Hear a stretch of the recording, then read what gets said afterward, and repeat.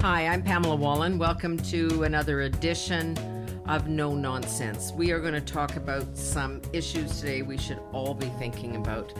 Not only trade and business, but food security for us at home. Maybe we're all more sensitive to it after experiencing COVID, but also food security for the world. We've got with us Murad Al-Katib. He's the president and CEO of AGT Food Ingredients. This is one of the largest suppliers of value-added food supplies, pulses. We'll talk about all this in case you don't know what a pulse is. $1.5 billion in revenue right here in Regina, Saskatchewan. But of course, he was born in a small farming community in Davidson, Saskatchewan. Your story is kind of well known, but let's just hear it again. And I will say before we begin that Murad just recently lost his dad, and they were a very tight family.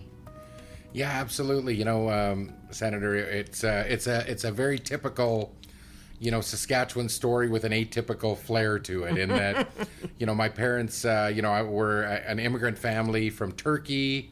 My father was a country doctor, settled in a small rural community, and I grew up in a town called Davidson, 1,200 people, right in the center of the farming, area of Saskatchewan. And my mother, I always say, came as a young bride, and 1976, she was the first Muslim woman ever elected to a rural municipal council in Canada. And if you think of that, just amazing. Yeah, you think of that. An immigrant Muslim woman in 1976 being elected.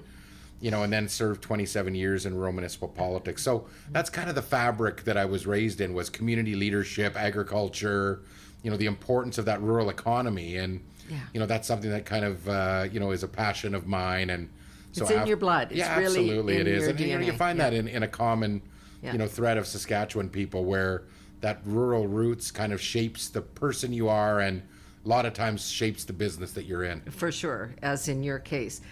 What did you want to be when you grew up, when you were a young boy?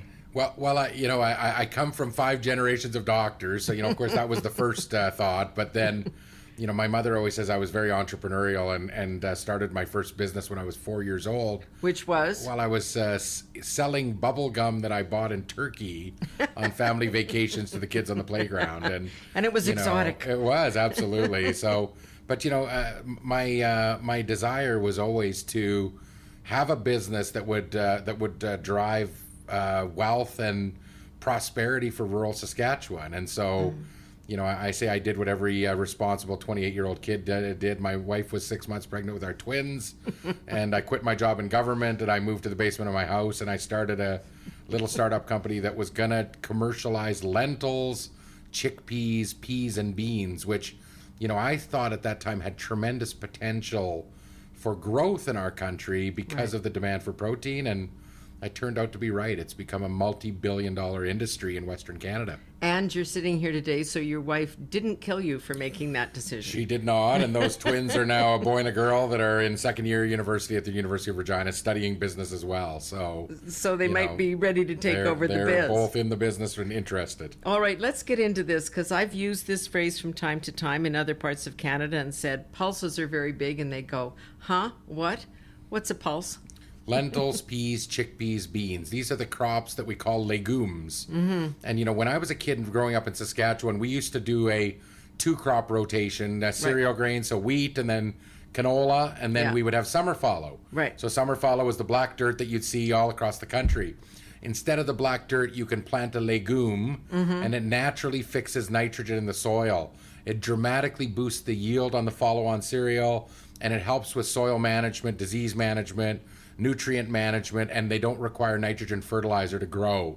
So dramatically lowers the carbon footprint of our agriculture. And so that was the reason why I thought it could dramatically boom. We had 15 million acres of summer fallow, and sure enough, we have 9 or 10 million acres of pulses now. And that is the big driver. When my uncle he was a wheat farmer in southern Saskatchewan, and when he first grew peas, we all thought he was crazy. Well, it was certainly an exotic crop then, and the varieties weren't well suited. But the University of Saskatchewan had a tremendous breeding and agronomy program. I have to state as well, none of these crops are genetically modified, and so they were all done through breeding and agronomy programs. And We're now the world's largest exporter of lentils. We're the world's largest exporter of peas.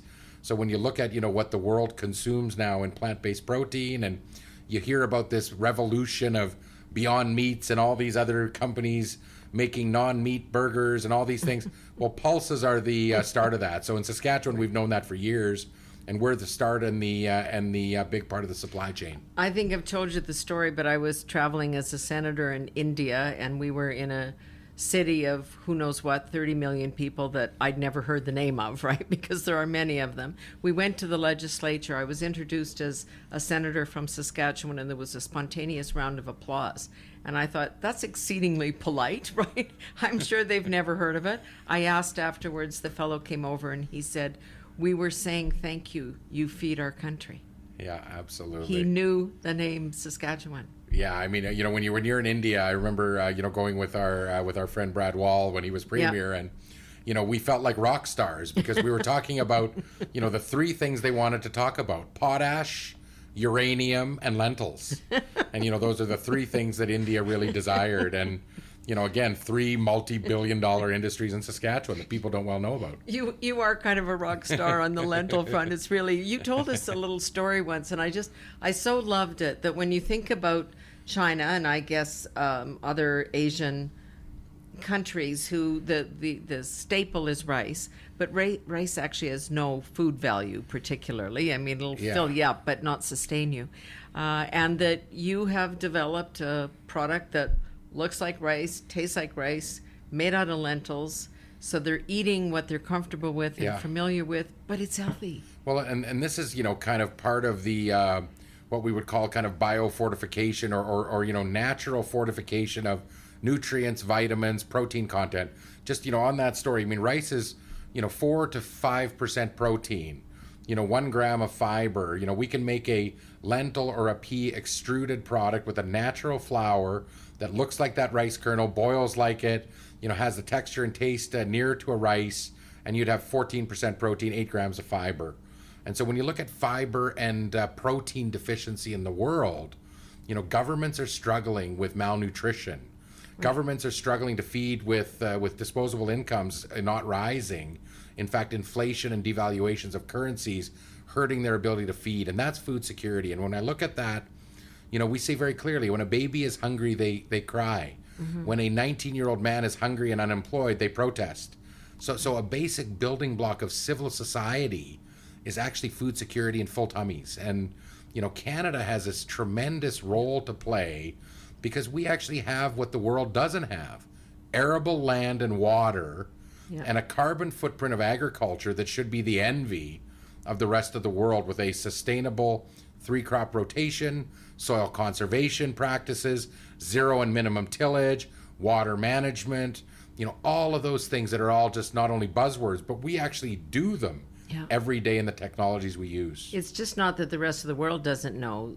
Canada doesn't know. People who live in Saskatchewan don't know. I mean, we always used to fancy ourselves as being the bread basket of the world, but that's not how we're going to feed the world in the future. Well, I think that, we went from being a bread basket, we're still going to be a bread producer. Yeah. But we're now the first stop on the protein highway. And if we can figure out a way to link that protein highway in Saskatchewan to the Silk Road in Asia, that's where the prosperity for generations to come will come. It's all about population growth and income growth. I mean, when we look at Asia and 33 trillion in middle class spending by 2030, that's Canada's opportunity, is not to be lowest common denominator supplier of raw commodities to the cheapest commodity price. It's value-added food ingredients. That's part of what we need to ensure our national strategy in agriculture is. Give us some of the numbers of what the need is actually going to be. Never mind the market size or the numbers that are there. What's the world need going to be? Well, you give a staggering statistic that just kind of illustrates it. In the next 40 years, we have to produce the same amount of food that the world has produced in the last 10,000 years of civilization combined. So to feed 9.7 billion people with a diminishing freshwater supply and urbanization and land use, changing around the world, we need to tackle food waste. We need to recognize that vegetable proteins are going to be an important part of that because of their water use footprint per unit of protein compared to Animals. more traditional animal protein. Right. Now, don't get me wrong, animal protein will continue to be very important sectors. Yes. Canadian beef is, going to be a very healthy opportunity for Western Canada. We're going to find our spots on premium markets around North America, Asia, and Europe, and, those are going to continue. But that global demand for protein will outpace our ability to supply animal protein in the world. And I think that that's the big, opportunity to take wheat, canola, and pulses and find food uses for them and drive a food processing revolution in Western Canada. So when you were sitting in your basement with your pregnant wife, trying to explain to her that you would figure out a way to pay the rent, I'm sure, what was your notion then? I mean, you knew that there was a future there, but what did you know then? And then now you put it in context here. It's interesting because I was quite a young guy at the time, but I still believed that we could scale it. And I went, community to community, region to region, talking about the benefits of lentils. And, I remember, as an immigrant, first generation Canadian, showing up in a meeting in Rosetown, Saskatchewan, right in the West Central, big growing region. And the farmer saying, Murad, I get what you're saying. I'm going to grow red lentils. But, I got to tell you, God, you speak English well. So, that kind of bringing together the worldview and our scaling here was the vision. Yeah. And so that's why, we embarked on a scaling strategy here. But now AGT, we have, 46 manufacturing facilities in 5 continents. So we've become a mini global multinational based out of Regina, but with plants in Canada, the US, Australia, China, South Africa, Turkey. We have 2,200 staff around the world. We've linked global value chains back to Saskatchewan, Alberta, and Manitoba. And that's, I think, the vision I had, and we were able to succeed.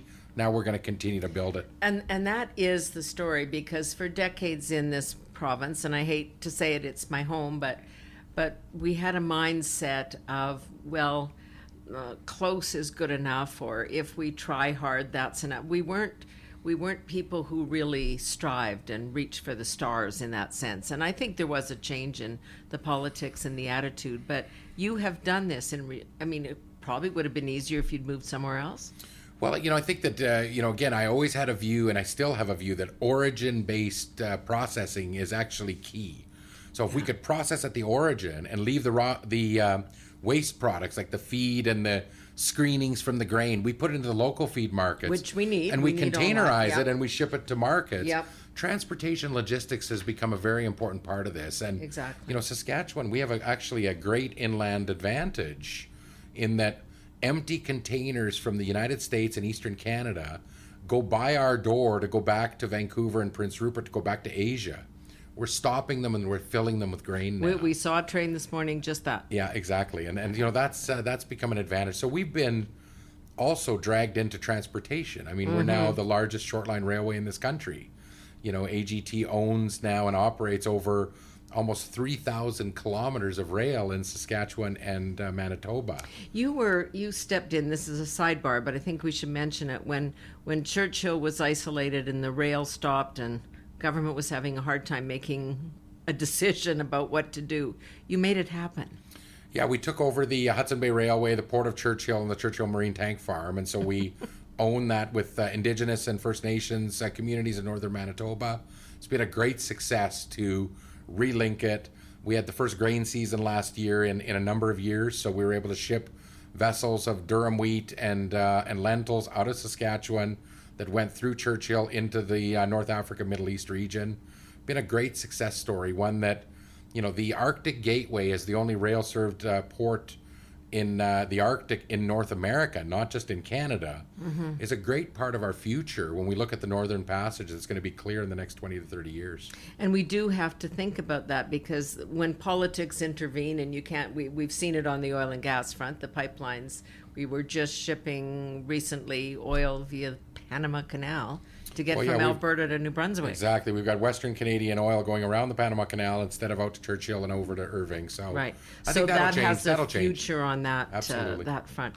And you've tweaked me here, and I'm just going to ask. I have no idea. The Arctic, what is going on there in terms of food development, growth, production, and then the need that's there and the difficulty getting people food. Well, I mean, listen, there's no organized transportation system. And one of the things that we're working on now is introducing a container and intermodal service for the Arctic in Canada, and using Regina to Melville to the Pas to Churchill to barges to the Arctic as a new way to get food and supplies at very cost-effective rates to people. So milk and bread don't have to cost $400. Listen, when we walked into Churchill, it was $14 for a gallon of milk and $11 for a loaf of bread. That is not something. When we look at systemic racism in our economy, and we look at class distinction, this can't continue in Canada. And the Arctic and Indigenous communities and the North and the Arctic access is a challenge. We also need it for sovereignty too. If we don't do it, China and Russia will develop the Arctic. This is such a big issue. I mean, when you're there and you see it, and when you see what they're doing and what we are not doing, we're being left behind. Well, we are, and at the end of the day, I mean, the Arctic and Northern Policy Framework that is being worked on now is a good first step in the right direction, but we need to get serious about it. I mean, Russia is going to spend $175 billion on resource development through 4 Arctic ports that are north of Churchill, where 20% of their GDP is going through the Arctic ports. The Chinese are mapping the floor. Absolutely. We're going to have to catch up, and I think us and the Americans together have a very strong vested interest to understand. I mean, Churchill has a runway that is capable of handling the largest military cargo planes that still fly today, and that there was a reason for that. The Americans and the Canadians, we built that infrastructure years ago. We need to pick it back up. And we need to do that together, because we're still having the sovereignty fights with each other instead of realizing that's a reality. There's a common issue. What have you learned from COVID? We've had some other conversations about our ill preparedness, and that we can't ever be in that position again. It wasn't so much that food security was threatened here. We're a pretty prosperous country, but it was a potentially huge issue. Well, I think that what we've all learned is that supply chains are really the important element here. I mean, people are unprepared for disruptions to a supply chain. We have a transportation logistics system, a just-in-time system that can't take any disruption, and the world doesn't work that way. And so I think we were okay. If I look at the retail stores in Canada, we still had food on the shelf. Maybe not everything people wanted, right? But we did relatively okay. What we have seen is the agriculture sector doing relatively well compared to other sectors. And I'm on the Industry Strategy Council advising the government on the post-COVID economic strategy. And agriculture is a sector we're going to have to double down on, because other sectors are going to struggle in the post-COVID environment. It's going to take time for them to be able to get their footing to even have a potential to recover. Agriculture, doubling down on it, can provide an engine to keep the Western Canadian economy, rolling along, in partial, way, while oil and gas and mining and the other sectors in Western Canada recover. Make their way back. Yeah, the global commodity cycle will turn, but the post-COVID side has exposed the weakness of a bit of the offshore reliance in our supply chains in North America. Now that provides the opportunity now for Canada to sell itself as the safe place in North America in which to anchor your global supply chain. Right. It's not America, right? America or has China, a COVID problem. where we needed it's PPE. not a China, right. Exactly. And so from that perspective, I think that's going to be a big opportunity for us in the next 3 to 5 years, is to build supply chains that will be based in Canada, link into global value chains out of Canadian sources, and provide, kind of a real boost to our manufacturing sector. Food processing, I think, has a great opportunity. And, I think that we're in the right kind of business, staple foods. Is there a genuine understanding? I mean, I feel this as somebody from Saskatchewan. I always feel like I'm standing up saying, where do you think your bread and your meat come from, folks? It's not the shelf in the store. It's actually out here. Is there, and when we saw the government programs, there wasn't a program to support farmers, really, other than go and get yourself further in debt. is there an understanding when you're there sitting on that council talking about lessons learned and what next, about how key this is? Well, I'm hopeful that, following the industry strategy is going to be the national strategy tables again. And so I've been asked to chair that again. And I think that, we need to convene a good, strong representative committee that can, represent grower interests, value-added processing interests, and recast the strategy. Looking at what we did in the last round of strategy work, I think there was some good work that we tried to do.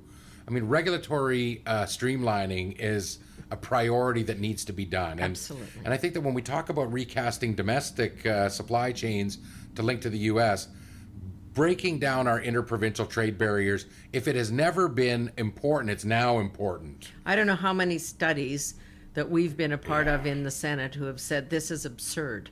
We can send stuff across the border or to China or anywhere else in the world easier than you can get from BC to Saskatchewan. Well, I think that we have to look more at self-sufficiency. I mean, COVID has done that to us now, to recognize that in a global pandemic, we need to be able to trade between provinces, between regions. We need to support each other.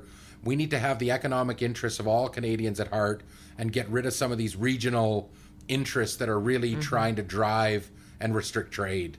And I think that that's going to be an important lesson here. I'm very hopeful that this shock will get people moving. It is a shock, and I do hope it gets people moving. There were times, I've got to say, psychologically in my own mind in the middle of COVID, and Saskatchewan's done very well, so we're lucky on that score. But there were points at which I was truly fearful about what might come next, what would happen, that we were not ready, that we hadn't thought about this enough. And if we had to wait for faulty masks from China, or we were going to be in trouble. What did you have a moment?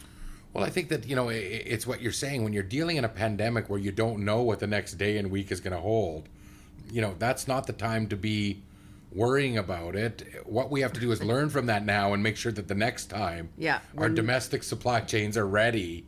So we don't have to worry about those kinds of things. And I think that it does come down to necessities. It's like, think of the old doomsday scenarios. And when we were kids, I know my mother always had canned goods in the pantry. Oh, absolutely. Right? That was something that even when we didn't have something to worry about, you always had a supply of food, because you could have had more severe blizzards than we have now. And, so we used to think that way.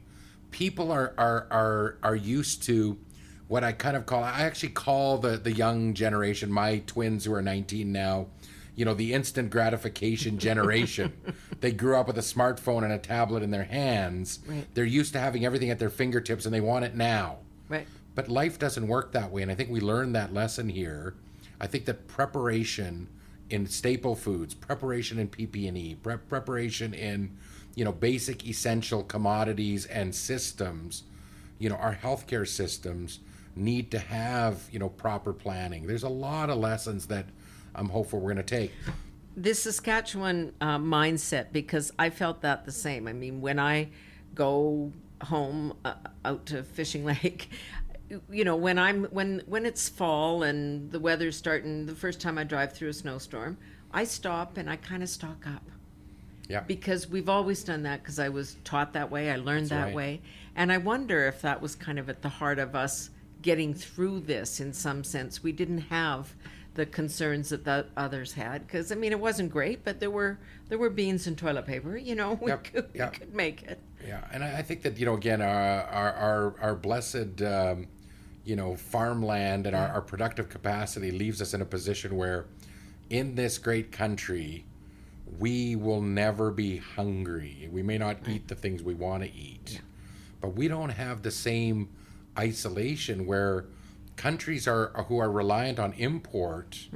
They were worried, right? They were worried that ports would close, if transshipments would close, that all of a sudden you'd be left with no buffer stocks. And governments got distracted over the last number of years around the world and didn't have buffer stocks of commodities. Yeah, we did so get I think caught that's up going to in change. That's going to be good for us. They're going to restock. the just-in-time thing. We all understood. It was cheaper for businesses and more efficient, and they didn't have to have warehouses. But the downside of that is, you can only last 3 days. Exactly. So that can't be how we deal with this. Now, when you talk about supply chains here and making sure we're more self-sufficient on these issues, food included, but also other things. Then you put that in the larger context of us being a trading nation. We have to keep going. We've witnessed people reacting to China, saying they don't want to ever buy anything that came from China in reaction to this.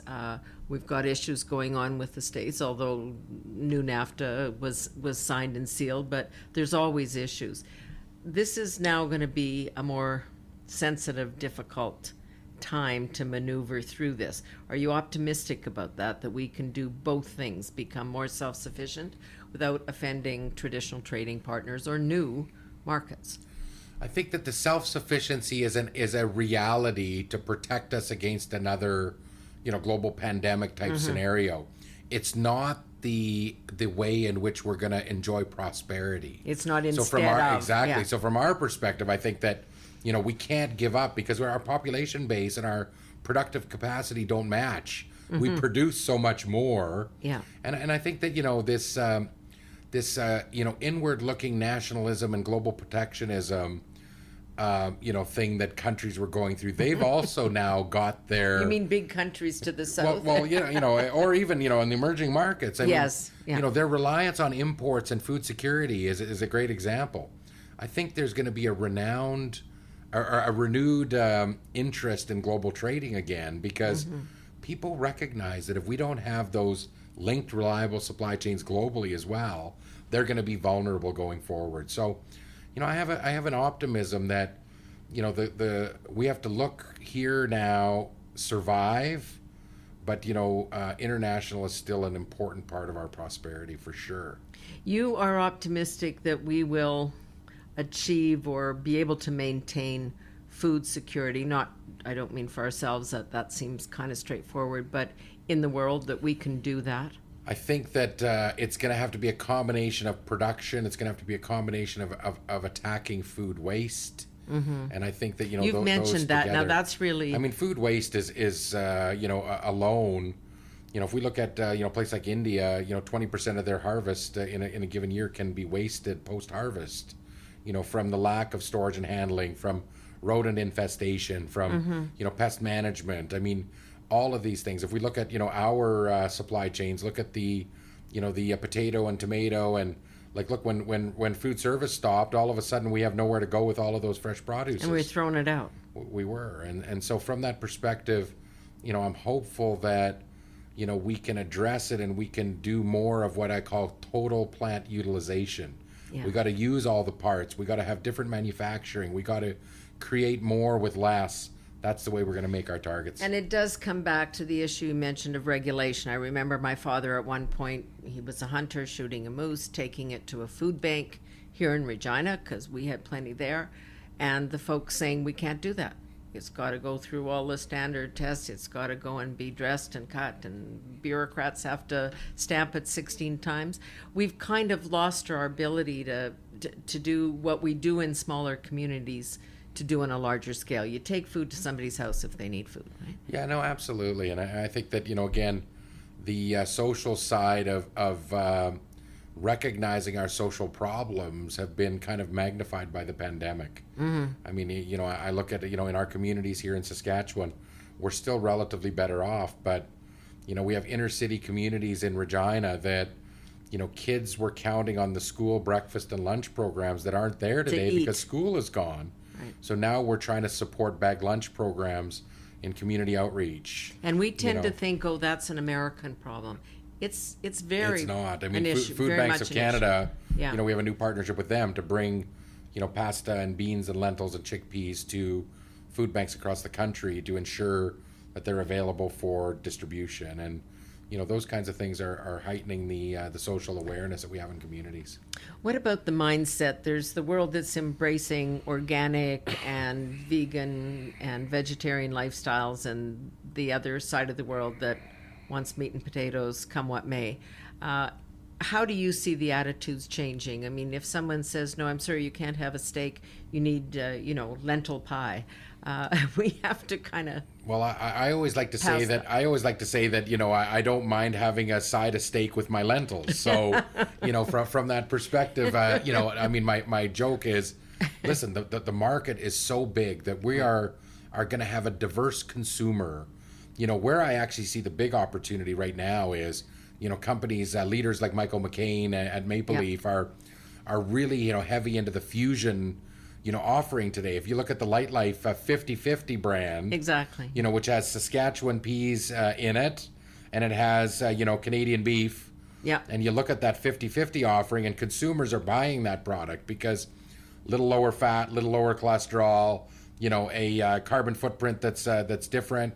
And, they want to have maybe eat less meat, but they don't want to go all the way. Right. So I think that's what we're going to see is we're going to see, plenty of mixing and plenty of changes in the consumer palate as we go forward. I mean, a U.S. study I saw recently at a group of consumers that were around my kids' age, and when they were surveyed, they had been to Chipotle Grill eating Mexican grill more frequently than they'd been to McDonald's. So that because again, that U.S. Hispanic influence, black beans and tacos and salads, and that's what the kids are eating. Very right? They eat that today, not a Big Mac. Yeah. So from that perspective, I think there's a change going on.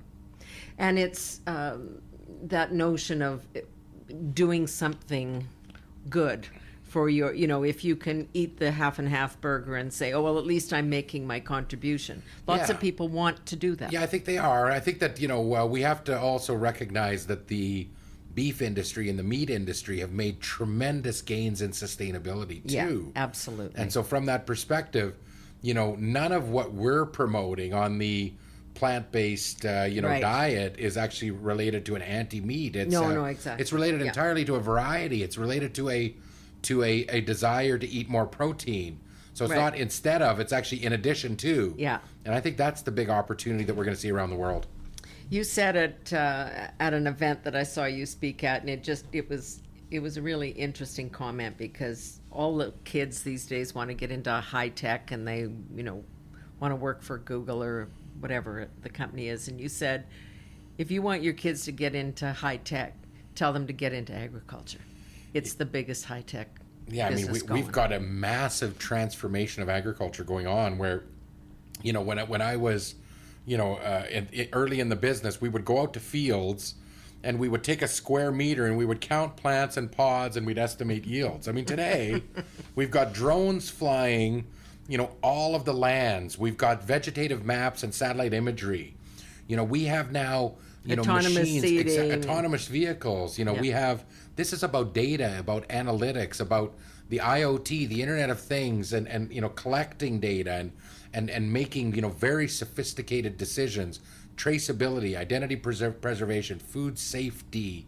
I mean, these are the not only buzzes, but Canada has an opportunity to make this a reality because our farm sizes are so large. Yeah.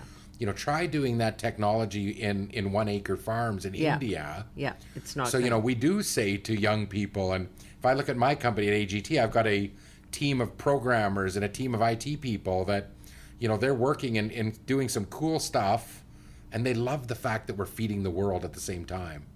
So agriculture isn't what they used to think it was about the family farm.